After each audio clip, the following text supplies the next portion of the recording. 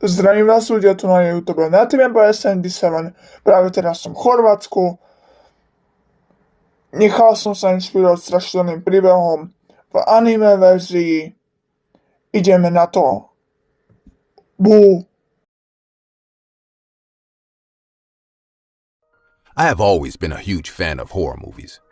This story is out of that time when the movie Paranormal Activities came to theaters. I went to watch the movie with two of my friends, James and Andy. Needless to say, we were thrilled after watching this movie. The concept of moving into a house and witnessing supernatural occurrences gave us an adrenaline rush. One evening, Andy and I went to James's house for a sleepover. We were chilling in James's room. James started to talk about some articles he read online that has claimed haunted houses do exist. I was sitting near his bedroom window and smoking when Andy said, "Chris, give me a drag." I passed the cigarette to him and said, "I have also read such articles. I wish we could visit a haunted house." Andy exhaled smoke out of the window and replied, "Who says you can't?" and started smiling with mysterious eyes. James said in a surprised voice, "What do you mean?" Andy turned to us and said, "There is a house residing near Crystal Lake. It's a half-an-hour drive from our town. People say that house is haunted." James scratches his head and said, "Oh, you mean the Millard house?" I was clueless about this place completely, so I interrupted their conversation and said, "What house? Who's Millard?" James immediately got up from his bed and switched on his laptop. He surfed a few minutes and then said, "Yes, I was right. I read about this place. This house has a very horrifying history. Years ago, a man named William Millard lived there. He had a beautiful daughter. But that man was very strict and hardly let his daughter go out of the house. One day, he found out that the daughter was having an affair with their mailman. Mr. Millard got so angry that he lost his senses and pushed his daughter down the stairs.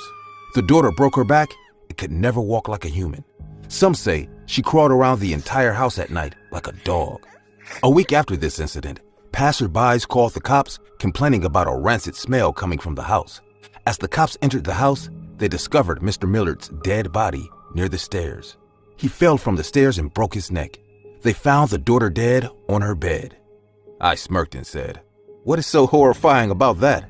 The daughter probably took revenge on her father and later killed herself too." James looked at me with wide eyes and said, "As per the forensic report, the daughter died on 20th March, 1 p.m. in the afternoon on her bed. And Mr. Millard's time of death? Pronounced 20th March, 1 a.m. at night. There was no sign of forced entry into the house. So yeah, people say the daughter's angry spirit killed her father." Andy said, "Want to check out the place?" What say? James and I agreed to him and we decided to go to Crystal Lake that weekend. I took my brother's car and we left one Saturday evening. We wanted to feel the chills, so we chose to go after dark. I will forever regret this decision. Andy was right. It took us 30 to 35 minutes to reach there. The place Crystal Lake was an appropriate name as the lake water was reflecting the entire starry night sky like a mirror. We parked our car near the lake. It was a full moon night. The moonlight was flooding all over the place. The Millard house was standing like a giant on the other side of the lake. We didn't know that to reach the house, we have to cross the lake. Luckily, there were two small boats tied to the wooden platform of the lake. The ambiance around us was looking very spooky. Due to the vast open area, we could hear each and every sound. The crickets chirping, the hollow wind passing by, and the churning water waves in the lake.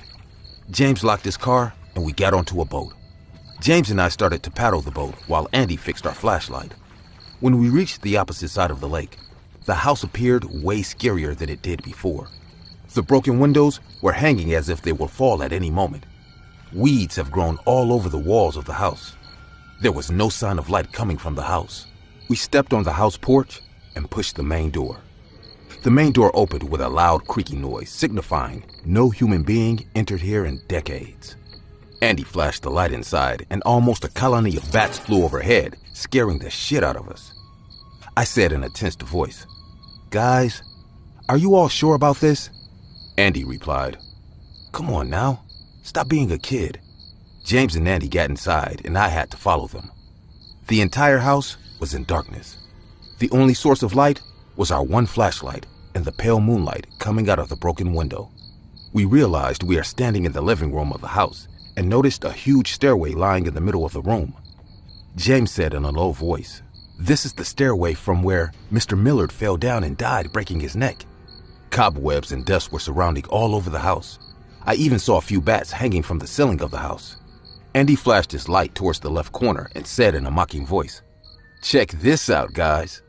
We saw a painting hanging on the left corner wall. We went there and saw an oil painting featuring an old man with an angry-looking face standing near a fireplace.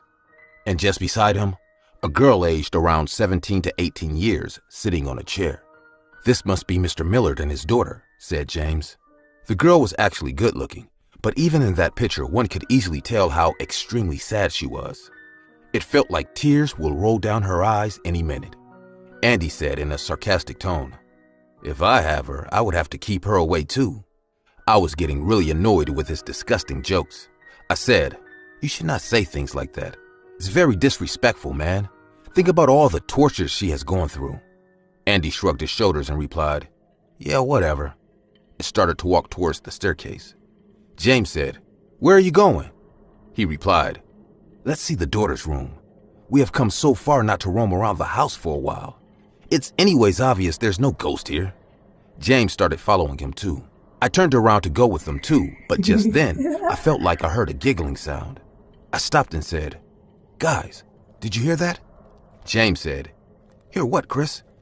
Before I could tell what I just experienced, I heard Andy say from upstairs, "Come on now, enough with your girly tantrums."